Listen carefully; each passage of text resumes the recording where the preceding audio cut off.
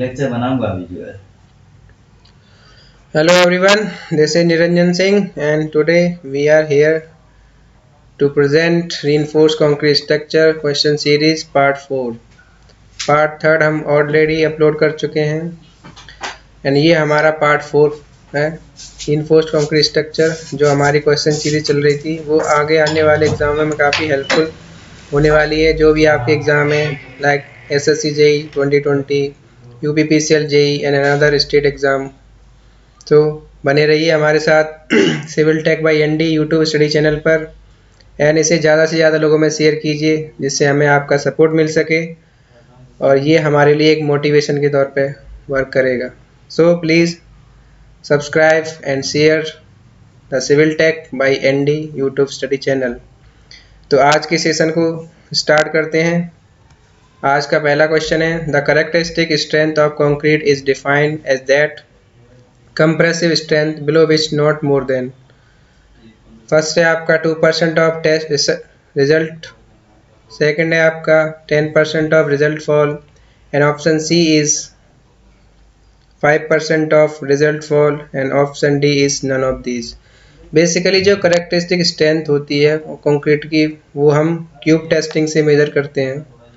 First of all हम cube prepare करते हैं, मिनिमम 3 क्यूब्स आपके पास होने चाहिए।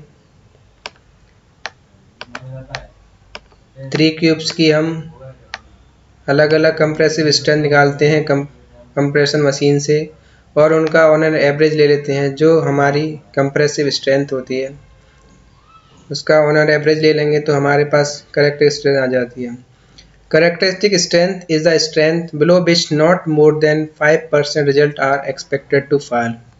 यानी कि जो भी रिजल्ट हमारा आ रहा है बेसिकली जो आना चाहिए उसमें से 5% डिक्लिनेशन से ज़्यादा नहीं होना चाहिए तो इसके अकॉर्डिंग ऑप्शन सी जो है आपका वो करेक्ट हो जाएगा, 5% ऑफ रिजल्ट फॉल, यानी कि 5% से ज़्यादा नहीं होना चाहिए। ये हमारी करेक्टरिस्टिक स्ट्रेंथ हो जाएगी। क्वेश्चन नंबर 2 है आपका, modulus of elasticity of concrete. Modulus of elasticity of concrete according to अगर 4/6 हम बात करेंगे IS 456 2000 के अकॉर्डिंग हम characteristic modulus of elasticity of concrete अगर हम बात करेंगे EC की जो वैल्यू होती है हमारी वो आपकी 5000 रूट ऑफ FC के होता है। FC की आपकी करेक्टरिस्टिक स्ट्रेंथ हो गई जो अकॉर्डिंग टू ग्रेड आप उसमें पुट कर सकते हो। तो ये जो हमारा इसके अकॉर्डिंग राइट आंसर होगा इस क्वेश्चन का वो आपका ऑप्शन नंबर बी होगा, 5000 स्क्वायर रूट ऑफ FC की। ये आपकी मॉडुलस ऑफ इलास्टिसिटी होती है ऑफ कंक्रीट की। नेक्स्ट क्वेश्चन है आपका, according to IS 456 2000 the maximum depth of stress block for balance section of beam of effective depth D using with Fy is equal to 250। यानी कि इसमें जो अगर बैलेंस सेक्शन की कंडीशन दे रखी है, बैलेंस सेक्शन में हमारा क्या होता है XU की जो वैल्यू होती है वो XC के इक्वल होती है, यानी कि डेप्थ ऑफ न्यूट्रल एक्सिस जो होती है critical depth of neutral axis के इक्वल होगी, तो हमारा वो आपका क्या होता है बैलेंस सेक्शन होता है। एंड जो स्ट्रेस ब्लॉक की जो वैल्यू होती है इस केस में वो हमारी डिपेंड करती है स्टील ग्रेड पर। स्टील ग्रेड हमको दे रखा है Fy इज इक्वल टू 250, यानी माइल्ड स्टील की यहाँ पे बात हो रही है। तो माइल्ड स्टील केस में जो XU अपॉन D की जो वैल्यू होती है वो हमारी 0.53 होती है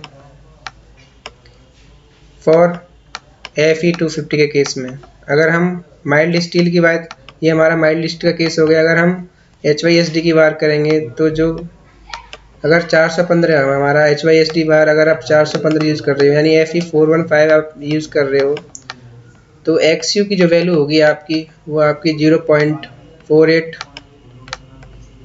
0.48 इंटू D हो जाएगा। इसी तरह अगर आप Fe 500 की अगर बात करेंगे तो XU की जो वैल्यू होगी आपकी डेप्थ ऑफ न्यूट्रल एक्सिस की वो आपकी हो जाएगी 0.46। तो क्वेश्चन में आपको माइल्ड स्टील के बारे में पूछा गया है, तो तो इसके अकॉर्डिंग ऑप्शन बी जो है आपका वो करेक्ट हो जाएगा 0.53 इंटू डी। नेक्स्ट क्वेश्चन है आपका, in limit state of collapse against flexure the maximum strain in tension reinforcement at failure shall not be less than. इस क्वेश्चन में आपसे जो कोलैप्स की कंडीशन है उसके अगेंस्ट फ्लेक्सर जो दिए रखा है उसमें आपकी मैक्सिमम स्ट्रेन की वैल्यू जो है पूछी गई है। इन केस ऑफ, अगर आपका कोलैप्सिंग जो है फ्लेक्सर के केस में हो रहा है तो उस केस में जो स्ट्रेन की वैल्यू होती है वो आपकी 0.002 plus Fy upon 1.15 into ES होता है। वहीं अगर आपकी कंप्रेशन की अगर बात करेगा, इसके अगर यहाँ पे फ्लेक्सर की जगह आप कंप्रेशन अगर बात करेगा तो जो मैक्सिमम स्ट्रेन की वैल्यू होगी वो आपकी 0.002 होगी। तो यहाँ पे आपसे फ्लेक्सर के बारे में पूछा गया है तो जो ऑप्शन इसके अकॉर्डिंग ऑप्शन डी जो है वो आपका करेक्ट हो जाएगा 0.002 plus Fy upon 1.15 into ES is the maximum value of strain at failure. अगला क्वेश्चन है आपका, the horizontal distance between parallel main reinforcement in RC slab shall not be more than. यानी कि अगर जैसे बार्स के बीच में जो स्पेसिंग होती है हॉरिजॉन्टल डिस्टेंस जो हम उसे बोलते हैं उसकी मैक्सिमम वैल्यू जो होती है वो 5D होती है, 5D से ज़्यादा नहीं होना चाहिए। एंड मिनिमम जो वैल्यू होती है वो 3D होता है। तो इसके अकॉर्डिंग ऑप्शन बी जो है वो आपका करेक्ट हो जाएगा in case of slab. Next question है आपका, the critical section for calculating bending for a spread footing of effective depth D is. First option है आपका dy2 from column face, option B है आपका capital D from column face, option C है आपका column face and option D is 75 mm from face. Critical section जब आप निकालते हो, सपोज दैट ये आपका कोई कॉलम है, यहाँ आपका फाउंडेशन आपने बना दिया इस कॉलम का। अगर आपको बेंडिंग की कंडीशन दे रखी है, इन केस ऑफ बेंडिंग मोमेंट में आपका क्रिटिकल सेक्शन पूछा गया है बेंडिंग के केस में, तो क्रिटिकल सेक्शन आपका जो होता है at the face of column in case of bending, ये आपका क्रिटिकल सेक्शन हो जाएगा। वहीं अगर आप वन वे शियर आपको दे रखा है, वन वे शियर के केस में जो क्रिटिकल सेक्शन होता है वो आपका फेस से डी डिस्टेंस पे होता है, यानी कि फेस से डी डिस्टेंस पे होगा। इस तरह से मान लो आपका ये कॉलम हो गया, ये फाउंडेशन हो गया, तो फेस से डी डिस्टेंस पे, सपोज ये आपकी डी डिस्टेंस है फेस से, तो ये आपका क्रिटिकल सेक्शन हो जाएगा in case of one way shear, one way shear के केस में। वहीं अगर आपसे पंचिंग शियर की बात करें या टू वे शियर की बात करें, पंचिंग शियर या इसको हम टू वे शियर भी कहते हैं, टू वे शियर,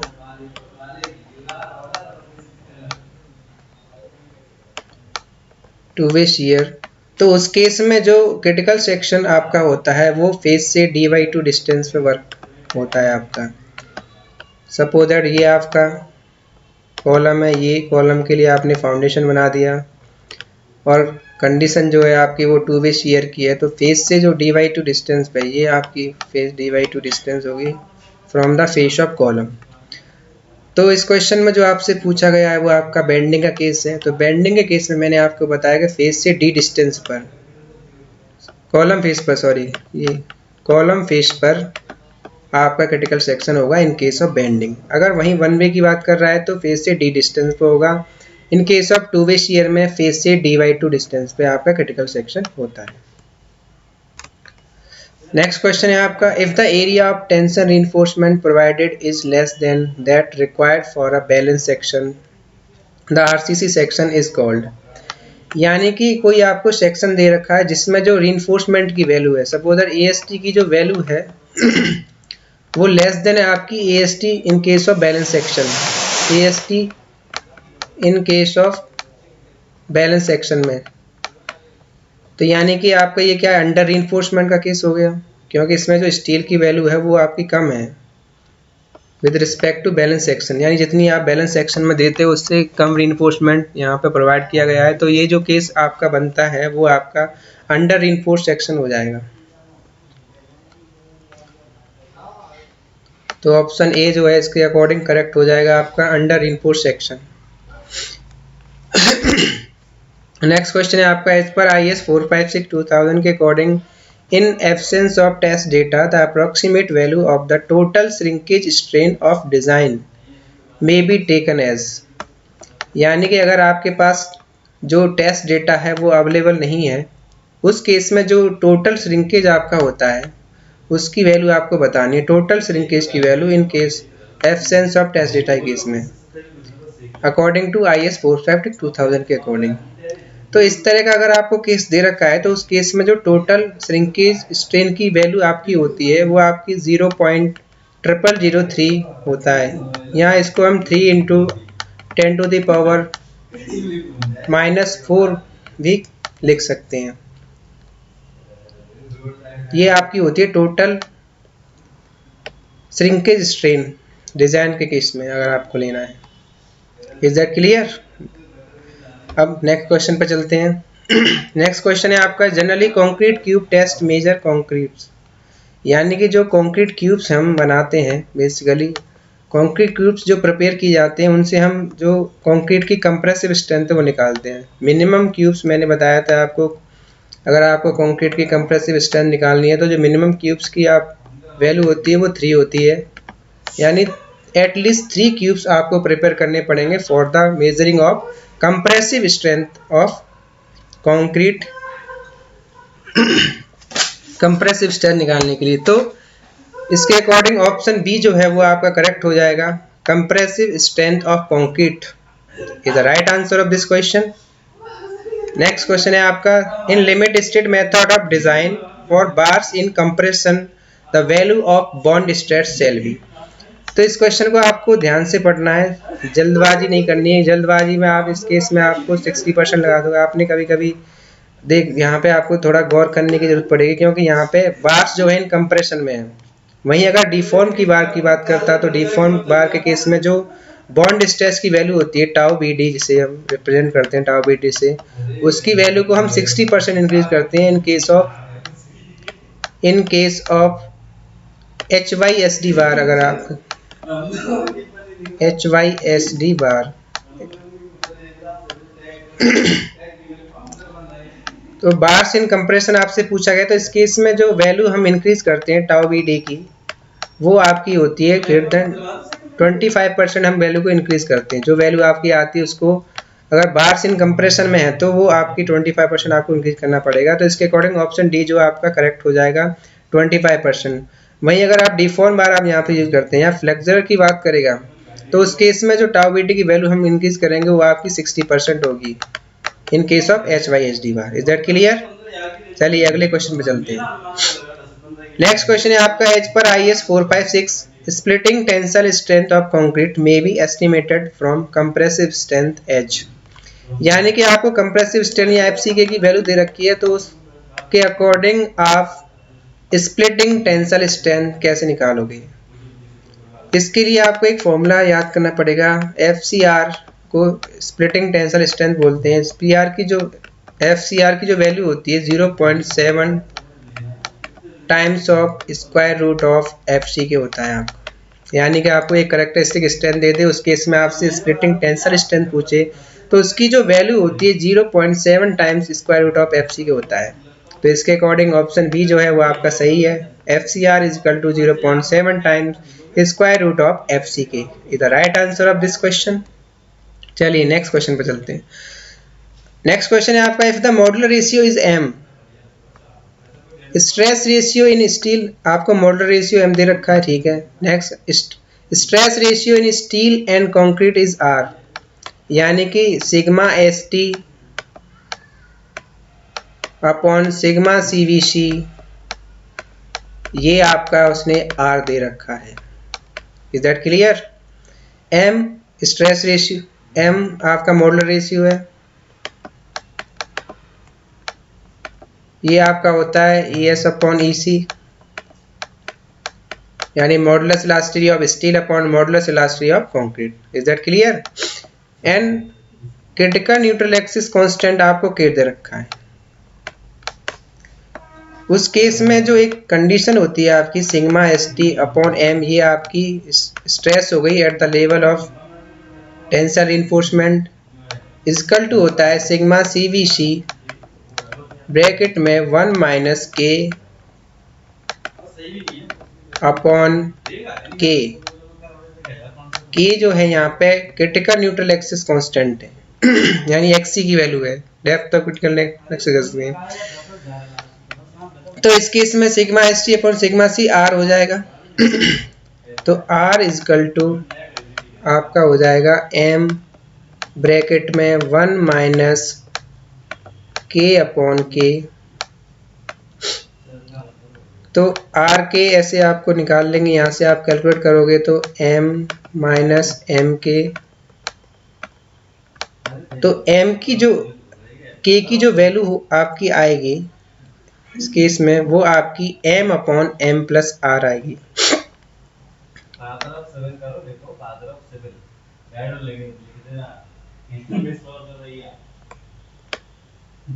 ठीक है, तो ऑप्शन बी जो है आपका वो आप करेक्ट हो जाएगा, m upon M plus are.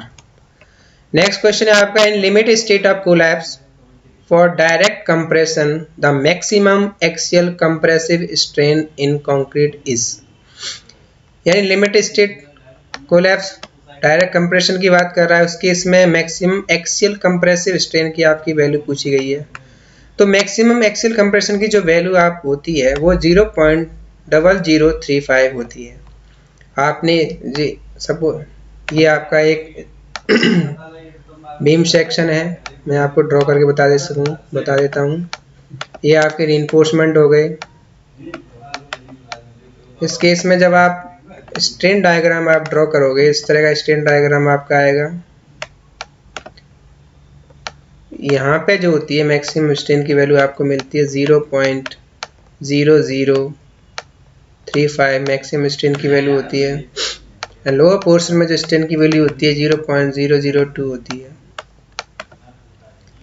Plus F Y upon 1.15 into E S. तो इसके अकॉर्डिंग ऑप्शन सी जो है वो आपका करेक्ट हो जाएगा। मैक्सिमम स्ट्रेन की जो वैल्यू होती है डायरेक्ट कंप्रेशन के केस में वो 0.0035 होती है।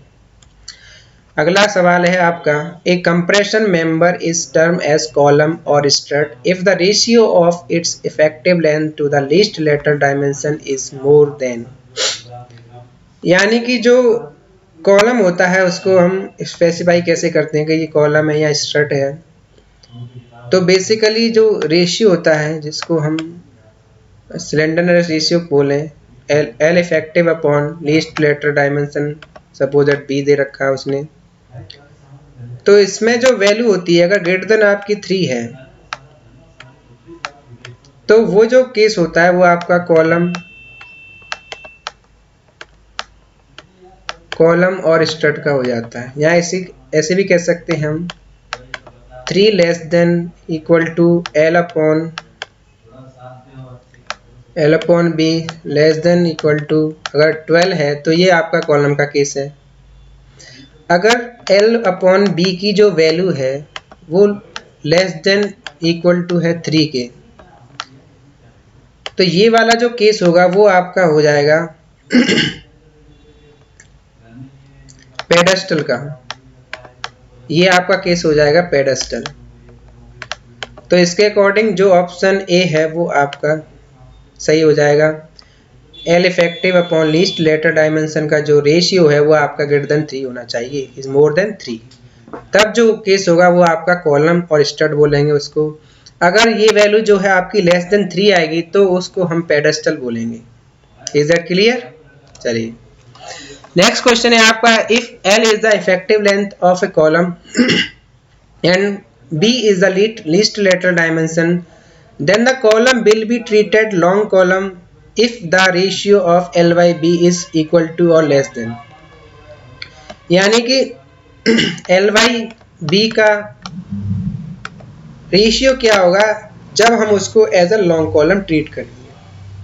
तो मैं इसमें आपको बता देता हूं, अगर L/B की वैल्यू आपकी ग्रेटर देन 12 आ रही है तो वो जो केस आपका होगा वो आपका लॉन्ग कॉलम का केस होता है। ये आपका लॉन्ग कॉलम का केस हो गया। अगर L/B की जो वैल्यू है लेस देन इक्वल टू 12 है और ग्रेटर देन इक्वल है आपकी 3 से, तो ये केस आपका होता है शॉर्ट कॉलम का। Is that clear? ये आपका केस हो गया शॉर्ट कॉलम का। तो इसके अकॉर्डिंग ऑप्शन कौन सा सही हो जाएगा? ऑप्शन सी आपका करेक्ट हो जाएगा। L/B की रेशियो अगर लेस देन है, इक्वल टू और लेस देन है आपका 12 से,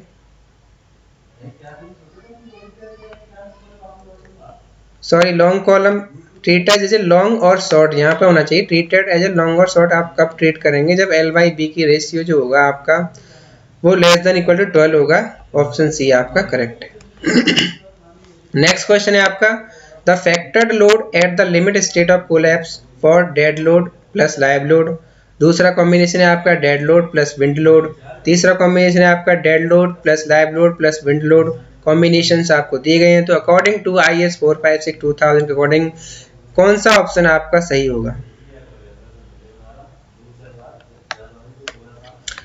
तो ऑप्शन ए है आपका 1.2 dead load plus 1.2 live load, comma 1.5 dead load plus 1.5 wind load, या comma 1.5 dead load plus 1.5 live load plus 1.5 wind load, या ऑप्शन बी। तो इसमें आपको याद रखना है, मैं आपको एक ट्रिक बता देता हूँ इस तरह याद रखने की। जो आप ट्रिक है, जब भी आपका डेड लोड और लाइव लोड का केस होगा, उस केस में जो फैक्टर हम लेके चलते हैं वो 1.5 लेके चलते हैं। 1.5 बेसिकली ज़्यादा। किसी किसी केस में क्या होता है, डेड लोड का जो वैल्यू फैक्टर होता है 0.9 होता है, उसमें हम लाइव लोड का हमेशा जो फैक्टर लेके चलेंगे वो 1.5 होगा। और डेड लोड में जो फैक्टर हम लेके चलेंगे वो 0.9 हो सकता है या 1.5, ये दोनों ही सही होंगे। एंड विंड लोड के केस में जो फैक्टर लेके चलते हैं वो 1.5 होता है। और अगर हमारा तीनों का, जैसे फर्स्ट आपको दे रखा है डेड लोड प्लस, मान लो dead load plus live load का कॉम्बिनेशन आपको दे रखा है, इस केस में फैक्टर की वैल्यू पूछ रहा है, तो इस केस में जो फैक्टर की वैल्यू होगी, फैक्टर ऑफ सेफ्टी से कहते हैं, 1.5 होगी। अगर आपको कॉम्बिनेशन दे रखा है dead load plus live load, dead load plus wind load का कॉम्बिनेशन दे रखा है, तो उस केस में जो फैक्टर की वैल्यू होगी वो 1.5 होगी।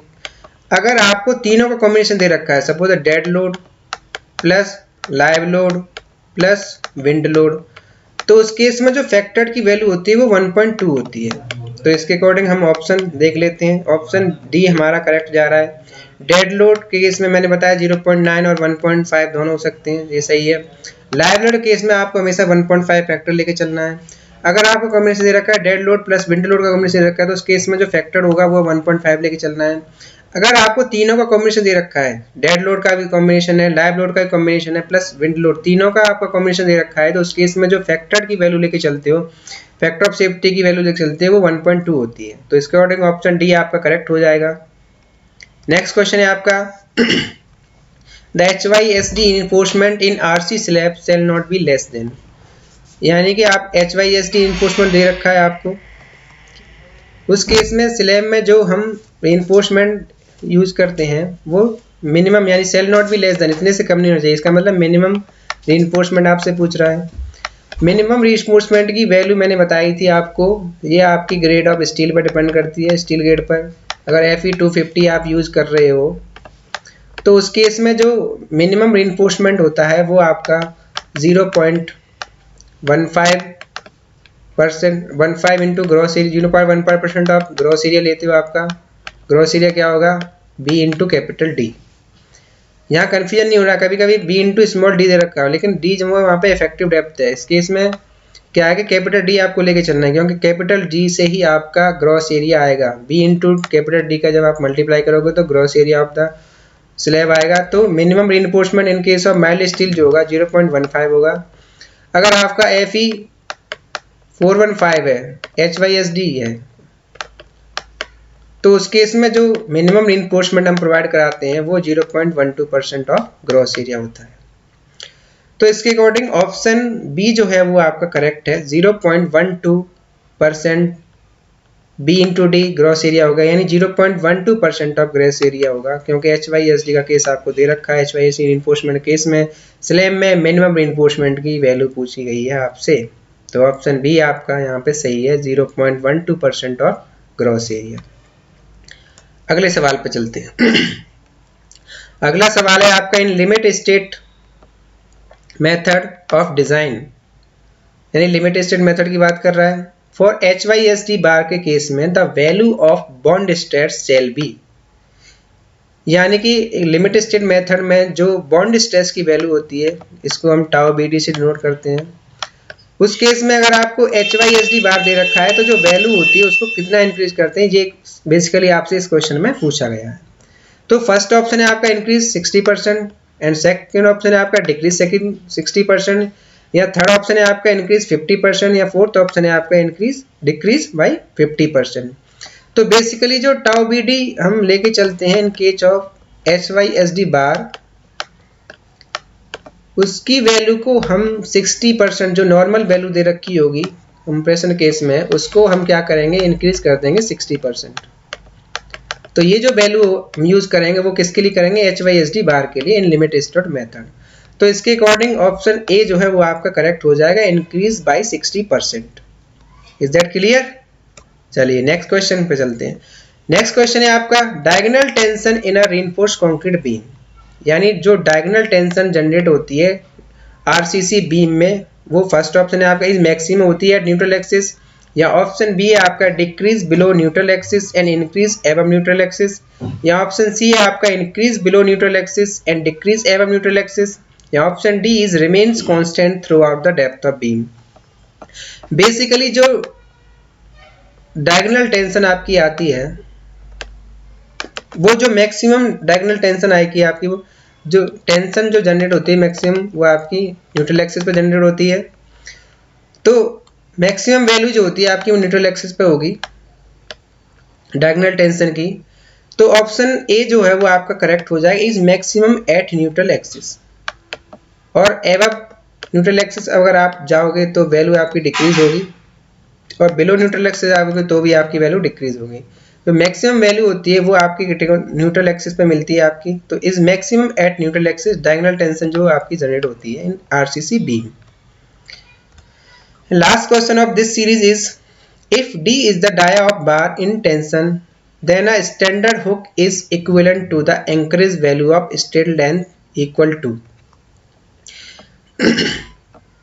यानी जो एंकरेज वैल्यू हम लेके चलते हैं इन केस ऑफ, यहाँ पे स्टैंडर्ड हुक्स की बात की गई है, डाया आपको डी दे रखा है, उस केस में जो एंकरेज वैल्यू आप एंकरेज लेंथ की जो वैल्यू होती है,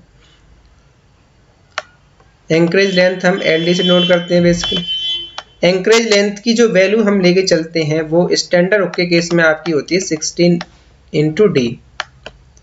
अगर आपका 90 डिग्री बेंड है, 90 डिग्री बेंड की अगर बात करेगा तो उस केस में जो वैल्यू होती है उसकी वो होती है आपकी 85 या 8D देख सकते हैं। अगर आपका 45 डिग्री बेंड है, यानी ईच बेंड आपका 45 डिग्री का है, उस केस में जो हुक्स की जो वैल्यू हम लेके चलेंगे वो आपकी होती है 4 इंटू डी, या 4 पाई कह सकते हैं इसको। ये आपकी उसकी वैल्यू के स्टैंडर्ड्स हैं। यहाँ बेसिकली आपसे पूछा गया स्टैंडर्ड हुक्स की बात की गई है। स्टैंडर्ड हुक्स के केस में जो वैल्यू हम लेके चलते हैं वो 6 इंटू डी होती है, या 16 इंटू 5 आपको कहीं भी दे रखा होगा। तो इसके अकॉर्डिंग ऑप्शन सी जो है वो आपका करेक्ट हो जाएगा, 16 into D is the standard hooks value of anchorage straight length. Thank you. To give your support, please subscribe Civil Tech by ND YouTube study channel. ज़्यादा से ज़्यादा आप इसे शेयर करें अपने दोस्तों में, जिससे एंड सब्सक्राइब करें, और जो भी आपकी क्वेरी हो वो कमेंट बॉक्स में हमें ज़रूर लिखें, जिससे हम उसमें आपकी जो क्वेरीज हैं उनको सेटिस्फाई कर सकें आपको। Thank you.